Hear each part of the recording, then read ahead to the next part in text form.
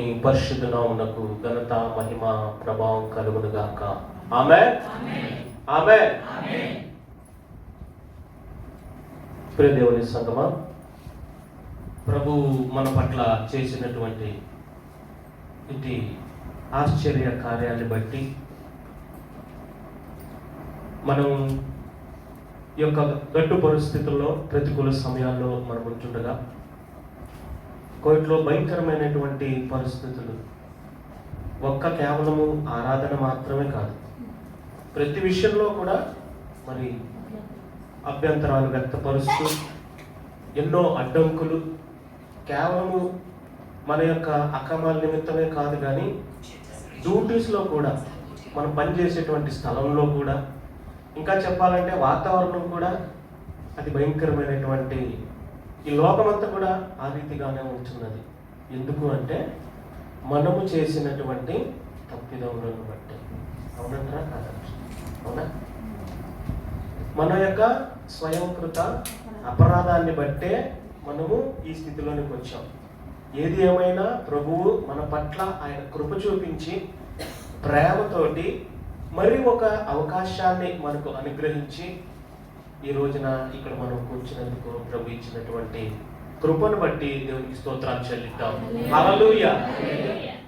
మరి ఇక్కడ మనం చేసుకోవాలంటే మరి ఎంతో మంది మనకు హెల్ప్ చేసి ఉంటున్నారు.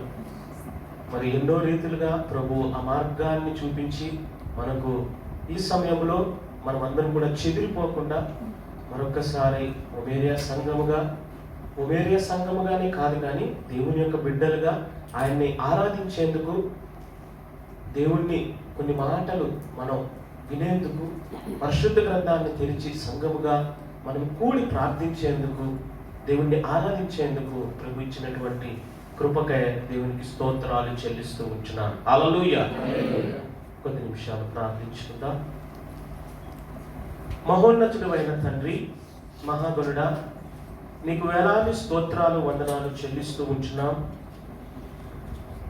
ఈ యొక్క ఉదయకాల సమయమున తండ్రి నాయన, తెలుగు క్రైస్తవ సంఘముగా అయ్యా, ముఖ్యంగా నీ బిడ్డలుగా తండ్రి, నీవు ఇచ్చినటువంటి నాయన జాలిని బట్టి మేము ఎన్ని అపరాధములు చేసినా, ఎన్ని తప్పిదములు చేసినా మేము మనుష్యులము కదా నాయన. మా యొక్క జ్ఞానమునకు సరిపోయినటువంటిది తండ్రి. అయ్యా, మమ్మల్ని మీరు అదుపు చేస్తున్నందుకు అయ్యా నీకు స్తోత్రాలు. ఇంతవరకు మేము ఆత్మ పరిశీలన చేసుకుని ఉంటున్నాం. నీ వాక్యాన్ని చదివినటువంటి నాయన ఆ మాటలను ప్రభువా మనుష్య రీతిగా నాయన మేము లెక్కించలేము తండ్రి. అయితే మీరే మాతో ఉండండి తండ్రి. మీ ఆత్మశైలిలో ప్రభువా నన్ను మీరు మరుగుపరిచి మీరే మాతో మాట్లాడండి.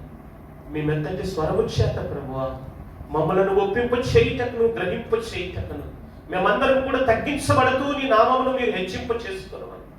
ఉన్నత శైలిలో నీ కార్యమును మా పట్ల మీరు జరిపించి నడిపించి సాతాను శక్తులను పొంచి ఉన్న అపవాది శక్తులన్నిటినీ యేసు నామములో బంధిస్తూ, గద్దిస్తూ, లయపరుస్తూ నీ నామమునకు నిరొక్కరై ఘనత, మహిమ, ప్రభావం పొందుకొనమని యేసు పరిశుద్ధ నామమున అడుగుచున్నాము తండ్రి.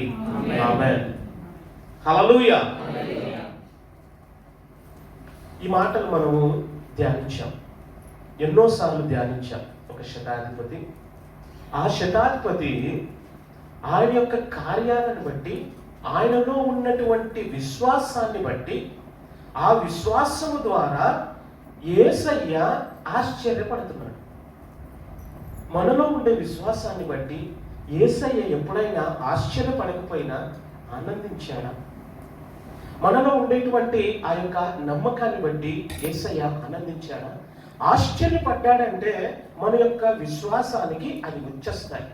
నమ్మకం అనేది తక్కువ స్థాయిలో ఉన్నప్పుడు, నమ్మకం అనే మాట తక్కువగా మన యొక్క విశ్వాసాన్ని కనపరిస్తే, ఆశ్చర్యపడడం విశ్వాసంలో అంటే ఎన్నో రెట్లుగా, అన్ని విధాలుగా దేవుణ్ణి సంతోషపరిచే రీతిగా ఉన్నదని అర్థం. ఆశ్చర్యపడడం అనేటువంటి సందర్భాలు కొన్నిళ్ళు బైబిల్లో. మంచికిని ఆశ్చర్యపడడం, చెడుకుని కూడా ఆశ్చర్యపడ్డారు. అయితే ఇక్కడ ఉన్నటువంటి ఈ సందర్భంలో ఒక శతాధిపతి ఆయనకు దేవుని యొక్క ధర్మశాస్త్రం కానీ అంతకుముందు మాటలు కానీ తెలియనటువంటి ఒక వ్యక్తి, ఆ వ్యక్తికి ఎవరో చెబితే, ఆ వ్యక్తి చూస్తే యేసుక్రీస్తు ఇంత గొప్పవాడా, ఇంత మహిమ తనలో ఉందా అనేటువంటి ఆయన యొక్క విశ్వాసాన్ని బలపరుచుకున్నటువంటి ఈయన యేసే దగ్గరికి వచ్చి అంటున్నాడు, నీవు రానక్కర్లేదు,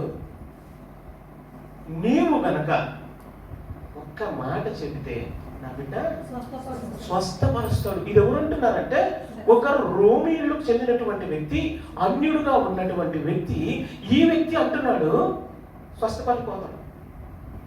అంటే అంతటి మాటలని ప్రభు ఎప్పుడైతే విన్నాడో, అంటే అక్కడ ఉన్నటువంటి ఆ పరిస్థితులు కానీ, ఆయన వెంట ఉన్నటువంటి వారిలో కానీ, ఆయన పక్కన ఉన్నటువంటి వారిలో కానీ అంతటి విశ్వాసము, అంటే హృదయాన్ని ఎరిగినటువంటి వాడు కదా, ఆ హృదయాన్ని ఎరిగినటువంటి దేవుడు ఆయన అంటున్నాడు, నేను ఆశ్చర్యపడుతున్నాను. ఆ మాట ఒకసారి చదువుదాం. 8వ అధ్యాయము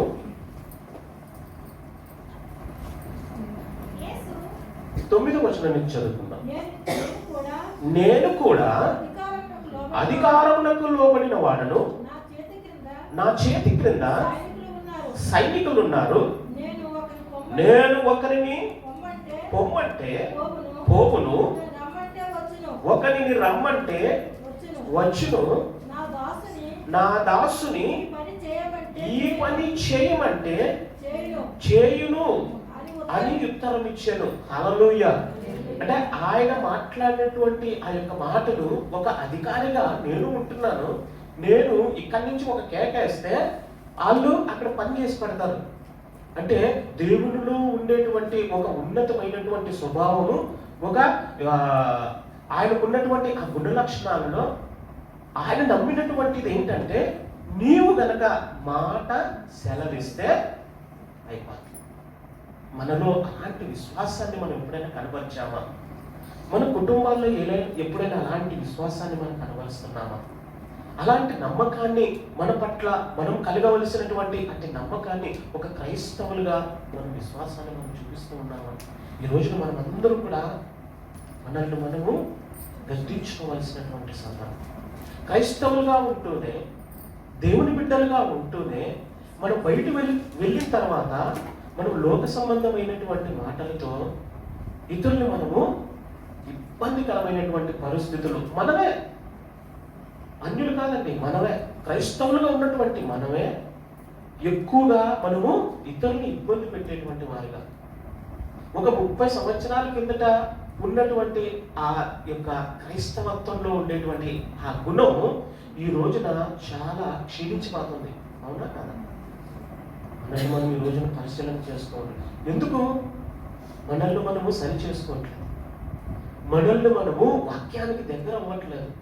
అవునండి, మేము ప్రార్థన చేస్తున్నాం అంటున్నారు, కానీ ఎంతమంది భయభక్తులు కలిగి ఉదయాన్నే లేచి ప్రార్థన చేసుకుంటున్నారు చేసుకునే వాళ్ళు నేను అనట్లేదు, కానీ ఒకవేళ అలాంటిది గనక మనం చేయకపోతే ఈ రోజున మనమందరం సంఘంలో విశ్వాసులుగా, సంఘ పరిచారంలో ఉన్నటువంటి మనము మన యొక్క విధానాన్ని మనం మార్చుకునేటువంటి స్థితిని మనం కలిగి ఉండాలి. ప్రియ దేవుని సంఘం, యోసేపు లాంటి వ్యక్తి ఆయనకున్నటువంటి అంత స్థితిలో కూడా, అంత కష్టమైనటువంటి పరిస్థితుల్లో కూడా ఆయన ప్రతి సందర్భంలో కూడా ఆయన ఆశ్చర్యపరిచాడు. దేవుడే ఆశ్చర్యపడుతూ ఉంటున్నాడు. అవునా? ఆయన ఉన్నటువంటి ఆ యొక్క గోతిలో నుంచి ఆయన తీసిపోయినప్పుడు, అవునా, ఆశ్చర్యం కలిగే రీతిలో ఆయన అక్కడికి వెళ్ళి సేవ చేస్తున్నాడు. ఒక్కరిని కూడా నిందించలేదు. తన తండ్రిని ఏమన్నా, తన అన్న తమ్ముల్ని ఏమన్నా, ఇంకా ఆయన లోపలే బాధపడ్డాడు. ఎందుకు మా అన్నలు నా మీద పక్షపాతం చూపిస్తున్నారు, ఎందుకు మా అన్నలు నా మీద ఇంతటి ఘోరాన్ని మూట కట్టుకున్నారని ఇబ్బంది పడ్డాడు తనలో తప్ప వారిని ఎప్పుడు కూడా తను ద్వేషించలేదు. గోతులో నుంచి వచ్చి ఆ ఇంట్లోకి వచ్చిన అక్కడ పోతిఫర్ దగ్గర ఇబ్బంది కలిగిన ఆ పోతిఫర్ భార్య యొక్క పరిస్థితుల్లో కూడా దేవుడు నా పట్ల నాతోనూ ఇక్కడనే ఉన్నాడు అని ఆయన నమ్మాడు. మనకు అలాంటి పరిస్థితి వస్తే మనం ఛాన్స్ తీసుకునేందుకు మనం వెళ్తాం, కానీ మనము అక్కడి నుంచి తప్పించుకునేటువంటి పరిస్థితులు మనకు ఉన్నాం. అక్కడి నుంచి దేవుడు ఏం చేశాడు? తను తీసుకెళ్ళి మళ్ళీ బందీ గృహంలో పెట్టాడు. బందీ గృహంలో పెట్టినప్పటికీ ఆయన దేవునికి భయపడుతూనే ఉన్నాడు. యోసేపు ఏ పరిస్థితుల్లో ఉన్నా, ఏ సందర్భంలో ఉన్నా దేవుడు ఉన్నాడనేటువంటి ఆ యొక్క భయాన్ని ఎప్పుడు కలిగి ఉన్నాడు ఆయన. ఆయన యొక్క స్థితిని మనం కనుక చూస్తే మనం ఎప్పుడో డ్రాప్ అయిపోతాం.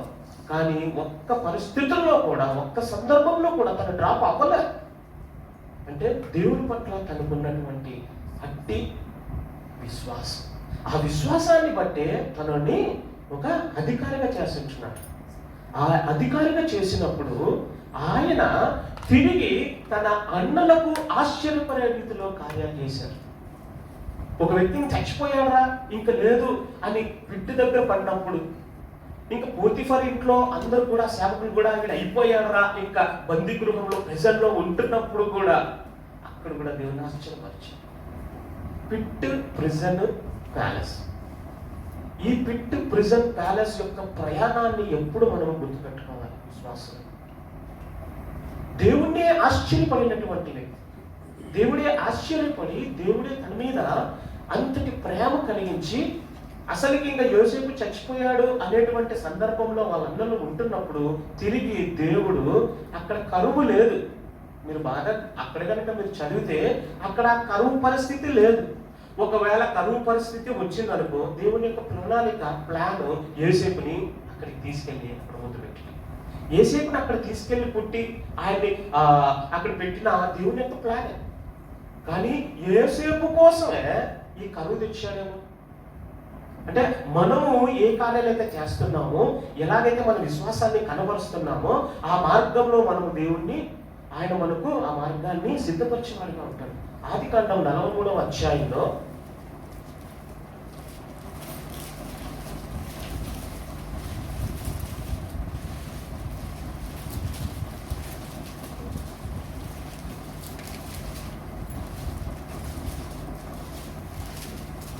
32 నుంచి చదువుతాం.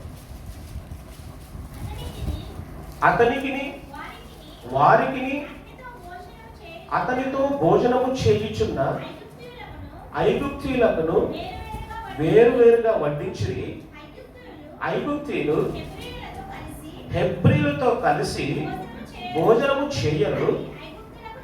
అది ఐగుప్తీయులకు హేయము. జ్యేష్ఠుడు మొదలుకొని కనుష్ఠుని వరకు వారు అతని ఎదుట తమ తమ ఈడు చొప్పున కూర్చుంటరి గనక ఆ మనుష్యులు ఒకని వైపు ఒకడు చూచి ఆశ్చర్యపడరి. హల్లెలూయా. వాళ్ళకి అస్సలకి ఇలాంటి పరిస్థితుల్లో ఇలాంటి భోజనం, ఇలాంటి స్థితి మాకు కలుగుద్ది అని అక్కడ ఎవ్వరు ఎక్స్పెక్ట్ చేయరు. కానీ అన్నలు ఎగ్జాక్ట్గా ఎలాగైతే పుట్టారో, ఎలాగైతే ఆయా వరుసలో పెద్దవారు మొదలుకొని, రూబేను మొదలుకొని బెన్యామీను వరకు అక్కడ అందరూ కూడా వారి వారి పంక్తుల్లోన కూర్చోబెట్టాడు. వారికి అప్పుడు ఆశ్చర్యం కలిగింది. ఏంటి, మేము ఇక్కడికి వచ్చాము, మమ్మల్ని వాళ్ళు తెలుసుకున్నప్పుడు ఇతను మమ్మల్ని దూషించి పంపించేస్తాడా, లేదా వాళ్ళ తండ్రి గారికి వాళ్ళ గురించి నిజం చెప్పేస్తాడా అనేటువంటి పరిస్థితి వాళ్ళలో ఉంటున్నప్పుడు ఈయన ప్రేమ చూపించి వాళ్ళని వారి వారి పంక్తుల్లోనూ కూర్చోబెట్టి వారికి భోజనాన్ని వడ్డించాడు. వాళ్ళ తమ్ముడికి బెన్యామీనుకి ఆయన 5 రెట్లు భోజనాన్ని ఇస్తూ ఉంటున్నాడు. వాళ్ళందరూ అనుకున్నారు ఇంకా అయిపోయింది మా పరిస్థితి అని. కానీ యోసేపుకు ఉండేటువంటిది అంత ఎలా కలిగింది యోసేపుకి? అసలుకి యోసేపుని ఎందుకు వారు ద్వేషించారు చెప్పగలుగుతారా? యోసేపు తండ్రికి ఇష్టమే కాదు, కానీ యోసేపు దేవుని ప్రణాళికలో ఉన్నటువంటి వాడు. లేయా తర్వాత రాహేలుని పెళ్లి చేసుకున్న తర్వాత ఆ దాసీలకు పుట్టినటువంటి వారే మిగతా వారందరూ. అయితే రాహేలుకి మాత్రం యోసేపు, బెన్యామీను వీరే రాబోయేటువంటి కాలంలో వారే ఆ దేశంలోనికి వారే ముఖ్యులుగా అవుతారు. ఇది అన్నలకు వాళ్ళకి తెలుసు.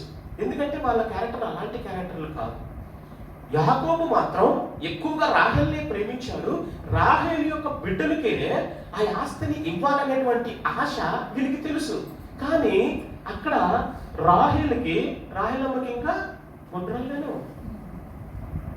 సో వాళ్ళు అనుకున్నారు ఇంకేం పిల్లలు పుట్టరు, ఇదంతా ఈ ఆస్తి అంతా అప్పట్లో అధికంగా ధనికుడు ఎవరంటే లోతు వంశాన్ని పక్కన పెడితే, ఆ యొక్క జాతిని పక్కన పెడితే అప్పట్లో యాకోబే ఆస్తి కలిగినటువంటి వ్యక్తి, అంత ధనికుడుగా ఉన్నటువంటి వ్యక్తి.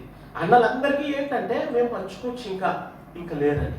అయితే ఎప్పుడైతే ఈ యోసేపు పుట్టాడో, ఈ యోసేపు పుట్టిన తర్వాత యోసేపుని ఎక్కువగా ప్రేమిస్తూ యోసేపుకి ఆ విచిత్రమైనటువంటి అంగీని ఎప్పుడైతే తొలగించాడో ఇతనే అధికారి, ఇంకా ఇతనే ఈ యొక్క మన యొక్క వంశానికి ఇదే ముఖ్యుడవుతాడు. ఎందుకు? రాహేల్ని ఎక్కువగా ప్రేమించాడు. రాహేలు కొరకు ఆయన మళ్ళీ తిరిగి 10 సంవత్సరాలు చేశాడు. ఇతనే చేశాడు కాబట్టి డెఫినెట్ గా వాళ్ళ క్యారెక్టర్ని బట్టి వాళ్ళ ఆత్మ విమర్శ చేసుకుంటే వాళ్ళ యొక్క స్టేజ్ ఏంటో స్థాయి ఏంటో వాళ్ళకి తెలుసు. కాబట్టి మేము మాత్రం అర్హులం కాము, యోసేపే అర్హుడు అని తండ్రి గారు అనుకున్నారు అని వాళ్ళు అనుకున్నారు. కానీ యోసేపు అమాయకుడు అప్పట్లో. ఆ స్థితిలో ఏమీ తెలియనటువంటి యోసేపుకి ఎప్పుడైతే ఆ విచిత్ర అంగిని అడిగాడు, ఆయన అడగలేదు అసలు. ఏ స్థితిలో కూడా యోసేపు ఎక్కడ కానీ ఏది నీకు కావాలని అడిగిందే లేదు. కానీ దేవుడు తనని అధికారిగా చేశాడు. దేవుడు ఆ స్థాయిలో నిలబెట్టాడు. ఆయన విషయాలు కనుక మనం చూస్తే ఈ రోజుకి కూడా అక్కడ వారు చెప్తారు, యోసేపు కట్టినటువంటి ఆ కన్ఫైన్ స్పేస్ లో ఇలాంటి బేస్మెంట్లో ఇప్పటికీ ఆ గోడౌన్స్ ఉన్నాయి. ఆ గోడౌన్ స్ట్రక్చరే, దాని ఇన్ఫ్రాస్ట్రక్చరే, దాని యొక్క ప్యాటర్నే ఇప్పటికీ మన గిడ్డంగులు కానీ గోడౌన్లు కానీ ఆ వెంటిలేషన్ ప్రక్రియ కానీ ఇప్పటికీ అదే ఫాలో అవుతున్నారు. 3000 సంవత్సరాల క్రిందట, అంటే మనకు 5000 సంవత్సరాల క్రిందట జరిగినటువంటి ఈ యొక్క పరిస్థితిలో 5000 సంవత్సరాల క్రిందటే ఎంత టెక్నాలజీని ఆయన వాడింటాడు. ఇప్పుడు మన గోడౌన్లు ఎలా ఉంటాయి? ఒక్క 10 రోజులు పెడితే వాసన వచ్చేస్తుంది. సరైన వెంటిలేషన్ మనం ఎలా చేయాలో తెలియదు. ఎలకల బాగా, పురుగుల బాగా, దాంట్లో మొలకలు వచ్చేస్తాయి. ఇలాంటి పరిస్థితుల్లో మన వాళ్ళు దానికి ఖర్చు చేయలేక ఈ మధ్య గోడౌన్లు కూడా తీసేస్తున్నారు. ఎప్పటికప్పుడు మ్యానుఫ్యాక్చరింగ్ కంపెనీ నుంచే డైరెక్ట్గా స్టోర్లకు వచ్చేస్తున్నాయి. ముందు మనకి చాలా గిడ్డంగులు ఈ గోడౌన్స్ అది ఉండేది, ఇప్పుడు లేవు అలాంటివి. ఎందుకు మనకి తెలియదు. కానీ అప్పటి కాలంలోనే 7 సంవత్సరాలు ఏ ధాన్యం కూడా ఒక్కటి కూడా మొలక రాకుండా, వాసన కాకుండా, చెదులు పట్టకుండా, చెడిపోకుండా కాపాడేందుకు దేవుడు తనని జ్ఞానాన్ని ఇచ్చాడు. ఎందుకు? దేవుడు ఆశ్చర్యపడే రీతిలో తన ప్రేమను కనపరిచాడు. తను ద్వేషించవలసినటువంటిది తన అన్నల్ని కాదనకుండా ఆయన తిరిగి దగ్గర చేర్చుకున్నాడు. వారు చేసినటువంటి దాన్ని బట్టే ఈ 70 మంది కూడా అక్కడికి వెళ్ళి తిరిగి వారు ఒక గొప్ప మహాసామ్రాజ్యంగా బయలుదేరారు. హల్లెలూయా. 6 లక్షల కాల్బలంతో తిరిగి వారు యుద్ధ సన్నద్ధులై ఆ కనాను దేశానికి వెళ్ళేందుకు ప్రభు వారితో ఉంటున్నారు. ఎవరి వల్ల? యేసు. ఇది మనం గుర్తుంచుకోవాలి. యేసుకు కలిగిన ప్రతి స్థితిలో కూడా, ప్రతి పరిస్థితుల్లో కూడా దేవుడికి ప్రేమ కలిగించే రీతిగా, ఆనందపడేలాగా, ఆశ్చర్యపరిచేలాగా తన విశ్వాసాన్ని కనబరుస్తూ ఉంటుంది. ఇంకొక సందర్భాన్ని మనం గుర్తు చేసుకుంటే బబులోను దేశంలో జరిగినటువంటిది 3వ అధ్యాయము, దానియేలు గ్రంథము 3వ అధ్యాయం.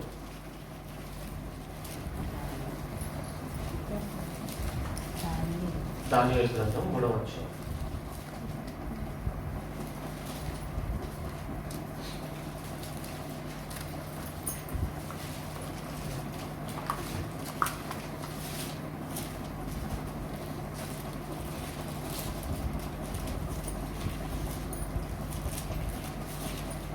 ఇరవై 28వ వచనం చదువు.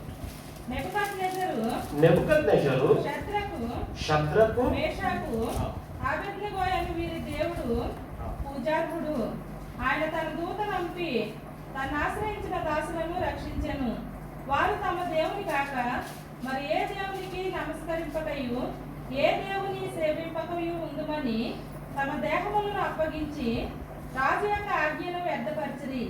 కాగా నేను ఒక శాసనము నియమించుచున్నాను, ఏదనగా ఈ విధముగా రక్షించుటకు సమర్థులకు దేవుడు గాక మరి ఏ దేవుడును లేడు. హల్లెలూయా. మీరు ఇక్కడ ఈ యొక్క అధ్యాయాన్ని మీరు క్షుణ్ణంగా మీరు ఇంటికి వెళ్ళి మీరు చదువుకోండి. ఈ అధ్యాయంలో ఇక్కడ ఏమన్నాడంటే నెబుకద్నెజరు ఆయన ఒక శాసనాన్ని రాస్తున్నాడు. ఒక శాసనాన్ని రాస్తున్నాడు. ఏ శాసనమో తెలుసా? అది ఏ శాసనం? తెలియనటువంటి వ్యక్తి, ఎలాగైతే ఆ శతాధిపతిగా రోమిడుగా ఉన్నటువంటి వ్యక్తి, ఆ వ్యక్తి దేవుడు నీవు మా ఇంట్లో ఉన్నటువంటి ఆ వ్యక్తికి పక్షవాయు వచ్చింది, ఆ పక్షవాయు కలిగినటువంటి వ్యక్తికి నువ్వు మాట మాత్రం సెలవిస్తే చాలు అనేటువంటి వ్యక్తి, యేసు నేను మీ ఇంటికి వస్తాను అని అన్నా కానీ కాదు నీ మాట నాకు చాలు అన్నటువంటి అట్టి ఆశ్చర్యం కలిగించినటువంటి అన్నుడైన వ్యక్తి ఈ రోజున నెబుకద్నెజరు అనేటువంటి వ్యక్తి, ఆ వ్యక్తి ఇంకొక శాసనాన్ని రాస్తున్నాడు. ఎవరైనా ఆ శాసనాన్ని తిరిగి రాస్తారా? అప్పటి కాలానికి బబులోను సామ్రాజ్యమే, అష్షూరు సామ్రాజ్యం మొట్టమొదటి సామ్రాజ్యం బైబిల్లో. ఐగుప్తు సామ్రాజ్యం తర్వాత అష్షూరు సామ్రాజ్యం తర్వాత బబులోను సామ్రాజ్యం, ఆ తర్వాత గ్రీకు, రోమా, ఇంకా మిగతావన్నీ ఈ రోజు వరకు జరుగుతున్నాయి, అమెరికా పవర్. అయితే బబులోనులో అప్పటికి ఈ ప్రపంచం అంతటికి ఒకే ఒక అధినేత, మెసోపొతామియాకు అధినేతగా ఉన్నటువంటి ఆయన ఒక్క శాసనం రాస్తే అది తిరిగి రాయగలుగుతా? తిరిగి రాయలేరుగా. ఒక శాసనాన్ని రాస్తున్నాడు. ఒక ప్రతిమను మీరు పూజించాలి, ఆ ప్రతిమకు నమస్కారం చేయాలి, ఆ ప్రతిమకు ఎవడైతే నమస్కారం చేయడో వాడు ఏమవుతాడంట? అగ్నిగుండంలో పడవేయబడతాడు. అవునా? అంతేనా? అగ్నిగుండంలో పడవేయబడు. అయితే అగ్నిగుండంలో పడవేసినప్పుడు శద్రకు, మేషకు, అబేద్నెగో, అజర్యా, హనన్య, మిషాయేలు వీరి పేర్లు.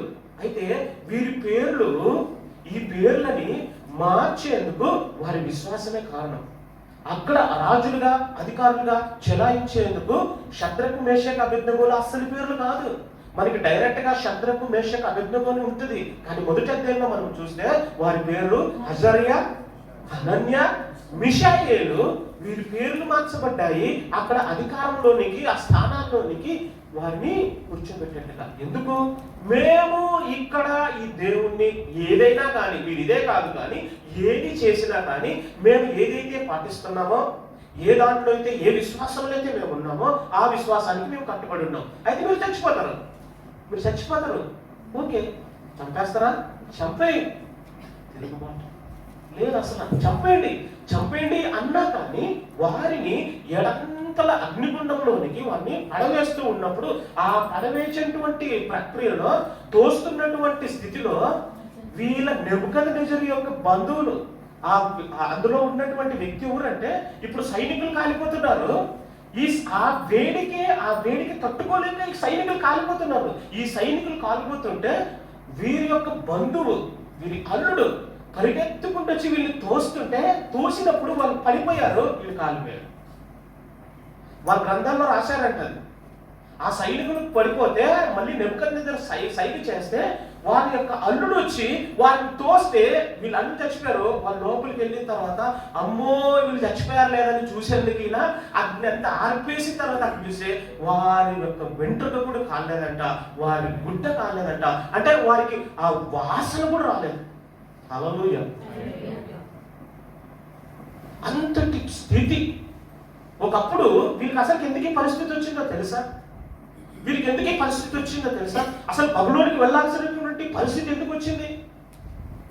వారు చేసినటువంటి తప్పే, కానీ వారు చేసినటువంటి ఆ తప్పుకి వారు సరి చేసుకున్నారు. కీర్తన గ్రంథంలో ఉంటుంది, వారంట అక్కడికి వెళ్ళిన తర్వాత వారు నిరాబంధికి చెట్లకు తగిలించి, వారి సితారాలను తగిలించి, వారి పియానాలను తగిలించి, వారి యొక్క వాయిద్యాలన్నిటినీ వారు తగిలించి వారు అక్కడికి వెళ్ళి ఘోరంగా ఏడ్చారంట. ఏడ్చి మొరపెడుతున్నారంట. అయ్యో మేము ఐగుప్తు దేశంలో యోసేపు చేసినటువంటి ఆ యొక్క 70 మంది వెళ్ళినటువంటి వారు మేమందరం కూడా వచ్చి ఈ యొక్క కానాను దేశాన్ని మా బిడ్డలు ఆక్రమించుకున్నటువంటి వారు, మా పితరులు ఆక్రమించుకున్నటువంటి ఈ దేశంలో మేము తప్పు చేసినందుకే తిరిగి మమ్మల్ని దేవుడు పంపించాడు. వాళ్ళు మరీ పశ్చాత్తాపడి ఇప్పుడు దేవునికి ఆశ్చర్యం పడేటువంటి రీతిలోన వారి యొక్క విశ్వాసాన్ని కనపరుస్తుంది.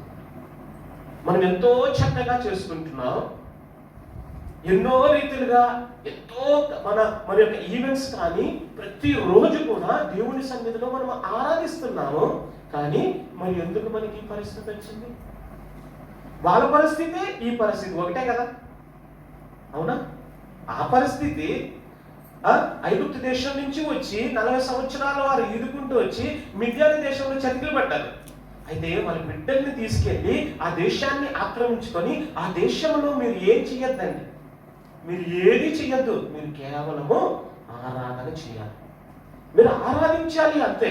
క్రమము తప్పకుండా మీరు అపరాధ పరిహారార్థ బలులు, సమాధాన బలులు, నైవేద్యములు ఎప్పటికప్పుడు మీరు చెల్లించి మిమ్మల్ని మీరు శుద్ధి చేసుకోండి అని ఐగుప్తులకి ఎప్పుడైతే చెప్పినప్పుడు వారు దాన్ని చేశారు.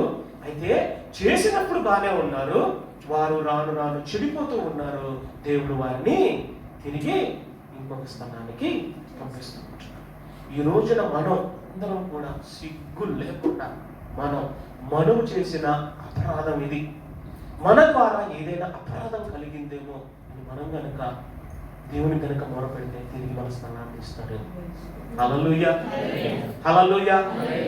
మనల్ని మనం పరిశీలన ఎప్పటికప్పుడు మనం చేస్తున్నాం. ఇది మనం ఏంటంటే మనకంటే ఇతరుల్లో నుంచే మనము తప్పులు ఎత్తుతాం. మన తప్పును మనము ఎప్పుడు పట్టించుకోం. ఏమో మన తప్పులు ఉన్నాయేమో, మన ద్వారా నీ పరిస్థితి కలిగిందేమో. బబులోను దేశానికి వాళ్ళు వెళ్ళవలసిన పరిస్థితి ఎందుకు వచ్చింది? మరి ఒకసారి మీరు చెరలో ఉంటున్నప్పుడు ఆ చెరలో నుంచి మిమ్మల్ని తీసుకొచ్చి దేశం కాని దేశంలో మిమ్మల్ని ఏర్పరిచి మీరు కేవలం చేయండిరా బాబు, మీకు ఇది క్రమాన్ని ఇచ్చి ప్రత్యక్ష గుడారాన్ని ఇచ్చి ఆ గుడారం దగ్గర బలిపీఠం దగ్గర మీరు బలి అర్పణ చేస్తూ, గంగాళం దగ్గర శుద్ధీకరణ చేస్తూ, వాక్యపు వెలుగులో మీరు వెళుతూ, సముఖపు రొట్టెల పళ్ళ దగ్గర మీరు రొట్టె పుచ్చుకుంటూ, దీపవృక్షం దగ్గర మీరు దేవునికి ప్రార్థన చేస్తూ, ఆరాధన చేస్తూ, మందసాన్ని మీరు తాకాలి అంటే ఎందుకు తాగట్లేదు? మీరు ఆ మందసము దగ్గర, బలిపీఠం దగ్గర దేవుని మాటలు కాకుండా, దేవుని యొక్క స్థానం కాకుండా వారు వేరే వాళ్ళు యెహోవా దేవుడు అనట్లే. యెహోవా దేవుడు ఆరాధించాలి, దేవుడే మీరు పూజించాలి అనట్లా. యెహోవాయే దేవుడు అంటే అది మ్యాండేటరీ, అదే ఇంకా ఇంకొకటి లేదు అని అంత బలంగా వరకు చెప్పిన యెహోవాయే దేవుడు. అందరం చెప్తాం, యెహోవాయే దేవుడు. యెహోవా దేవుడికి మీరు పూజించాలంటే నువ్వు ఇంకా దాంట్లో ఆప్షన్ ఉంది కదా. యెహోవాయే దేవుడు అంటే నో ఆప్షన్. కానీ వారికి ఆ స్థానాన్ని ఇచ్చినా కానీ వారు నిలబెట్టుకోలేకపోయారు. ఇప్పుడు వెళ్ళి బబులోను దేశంలో వారు కూర్చొని అక్కడ కూర్చోనంట ఆ ఘోరమైన పరిస్థితి కనుక మనకి చూస్తే కనుక అబ్బా, వారు అస్సలు ఇంకా అంటే అక్కడ ఆరాధించేవాళ్ళు కదా. కోయర్ టీం అంతా అంత గొప్ప టీం ఇంకొకటి లేదు. అలాంటి కోయర్ టీం అందరు తీసి వాళ్ళ దగ్గర ఉండేటువంటి ఆ యొక్క వాయిద్యాలు కానీ ఆ పరికరాలు కానీ వారి కళ్ళ ముందు పెట్టుకొని ఆ చెట్లకి నిరవంజి చెట్లకి తగిలించి ఆ యూఫ్రటీస్ నది దగ్గర, ఆ నది దగ్గర ఇంకొక నది ఉంది, కేబారు నది. ఆ యూఫ్రటీస్ నదిలో ఆయిల్ చీలుతుంది. ఆ కేబారు నది దగ్గర కూర్చొని రోధిస్తే అప్పుడు ఎలిచికెల్ అనే ప్రవక్తను తీసుకొచ్చాడు దేవుడు. అంతటి ఘోరమైన పరిస్థితి ఎందుకు వచ్చింది? వారు చేసిన స్వయ అపరాధం. ఈ రోజున ఇదే స్థాయి మనకి ఇంకా దిగజారిపోతామా? ఉమేరియా సంఘంగా మనము ఈ రోజున మనల్ని మనము పరిశీలన చేసుకోవాలి. ఆత్మ పరిశీలన మనం చేసుకున్నాం, కానీ ఈ రోజున మనల్ని మనము శుద్ధీకరణ చేసుకోవాలి. మనల్ని మనము దేవునికి ఆశ్చర్యపడే రీతిలో కాకపోయినా, దేవునికి ఇబ్బంది పెట్టే రీతిలో కాదు, దేవుణ్ణి అసహించుకునే రీతిలో, అవునా, దేవునికి ఆయాసకరమైనటువంటి స్థితి మనల్ని ఈ రీతిగా తీసుకొచ్చింది. ఒకసారి మనల్ని మనం పరిశీలన చేసుకుందాం. అక్కడ జెరూసలేములో ఉన్నప్పుడు యేసుక్రీస్తు ఆ జెరూసలేము దగ్గర ఆయన ఎంతో మంది ఆశ్చర్యపడ్డారు దేవుని కార్యాలు చూసి. దేవుని కార్యాలను చూసి దేవుని నమ్మి విశ్వాసమును వచ్చినటువంటి వారు కొందరైతే ఆ కార్యాన్ని అంతటిని లెక్క చేయకుండా వెళ్ళిపోయిన వారు. యేసుక్రీస్తు ఎప్పుడైతే పునరుత్థానుడై ఆరోహణమవుతున్నటువంటి సందర్భంలో అక్కడ ఉన్నటువంటి వారు ఎంతమంది అంటే 500 మంది. 500 మంది. అయితే ఇంటికి వచ్చి ప్రార్థించింది ఎంతమంది అంటే, మేడగదిలో ప్రార్థించింది ఎంతమంది అంటే కేవలం 120. మరి మిగతా వాళ్ళందరూ ఎక్కడైపోయారు? 380 మంది. అయితే ఎంతపోలేని ధన్యత మనకు అనుగ్రహించిన, మనల్ని ఆయన రక్షణలోనికి నడిపించిన, ఆయన యొక్క మార్గంలోనికి మనం తీసుకొచ్చిన, మన ఆరోగ్య విషయంలో, మన పిల్లల విషయంలో, మన కుటుంబాలలో, మన యొక్క పనుల్లో దేవునికి మనం మొరపెట్టాం, దేవునితో మనం భోజాడాం. కానీ మన అతిశయోక్తి కాదు, ఇక్కడ దేవుని యొక్క కృప మాత్రమే మనల్ని కాపాడింది, దేవుని యొక్క ప్రేమ చేతనే మనల్ని కాపాడింది. కానీ ఈ రోజున ఈ స్థాయిలో నుంచి మెరుగైన స్థాయిలోనికి మనం వెళ్ళే వారంగా ఉన్నామా? ఈ స్థాయి నుంచి ఇంకా దిగజారిపోయే వారిగా మనం ఉంటున్నామా? నాకు రావట్లేదు. మనల్ని మనం పరిశీలన చేసుకునేటువంటి వారిగా మనం ఉంటాం. యేసుక్రీస్తు మాటలు విన్నటువంటి వారు, ఆ రోజున యేసుక్రీస్తుని అపహసించినటువంటి వారు మారి పశ్చాత్తాపడి తిరిగి దేవునికి స్తంభంగా రాయిగా మిగిలిపోయినటువంటి వారు. ఆయన కట్టినటువంటి సంఘములోనే మనం ఈ రోజున ఒక సభ్యులుగా ఉంటున్నాం. ఇంకా మనకి స్థాయి దిగజారిపోలేదు. కానీ మనం గనక బలంగా యేసు వైపు చూస్తూ, యేసుని కనుక మనం అనుకరించి, యేసును కనుక మనం పరిపూర్ణమైనటువంటి పశ్చాత్తాపంతో పరిశుద్ధులుగా, పవిత్రులుగా మనం కనుక దేవుని సన్నిధిలో ఉంటే, దేవుడు మళ్ళీ తిరిగి మనల్ని ఉచ్చ స్థాయిగా తీసుకువెళ్ళేవాడు. మళ్ళీ మన యొక్క సంఘంలో, మన యొక్క స్థలంలో మనం దేవుణ్ణి ఆరాధించే వారంగా మనం ఉంటున్నాం. హల్లెలూయా! చప్పట్లు కొట్టి దేవుని మహిమపడదాం. మనలందరినీ కూడా గొప్పగా కాచి ఉంటున్నాడు. మనలందరినీ కూడా దేవుడు గొప్పగా కాచి ఉంటున్నాడు. ఒకసారి ఆ యొక్క మాటలు చూసుకొని మత్తయి సువార్త మనం యేసు ఈ మాట విని ఆశ్చర్యపడి వెంట వచ్చుచున్న వారిని చూచి, ఇశ్రాయేలీల్లో ఎవరికైనాను నేను ఇంత విశ్వాసము చూడలేదని నిశ్చయముగా మీతో చెప్పుచున్నాను. నేను దేవుని సంగమా, అదే రీతిలో దేవుడు ఎలాగైతే ఆశ్చర్యపడ్డాడో, అక్కడ ఉన్నటువంటి మనుషులు కూడా ఒక సందర్భంలో ఆశ్చర్యపడ్డారు. మనకి సమయం లేదు, కానీ గాలి, వాన, తుఫాను చెలరేగుతున్నటువంటి పరిస్థితుల్లో దేవుడు ఎప్పుడున్నాడు? అమెరికాలో ఆయన అక్కడ అమరంలో ఆయన పడుకున్నాడు. నిద్ర లేపి ఆయన వచ్చి ఒక్క మాటతోటే ఆ పెనుగాలంతటిని ఆపివేశాడు. ఎందుకు? యేసు దగ్గరికి వెళ్ళారు, యేసుని అడిగారు, యేసు వచ్చి ఆ పెను గాలిని, తుఫానుని ఆపాడు. ఈ రోజున తిరిగి మనం యేసు వైపు చూద్దాం, యేసు వైపు మనం చూద్దాం.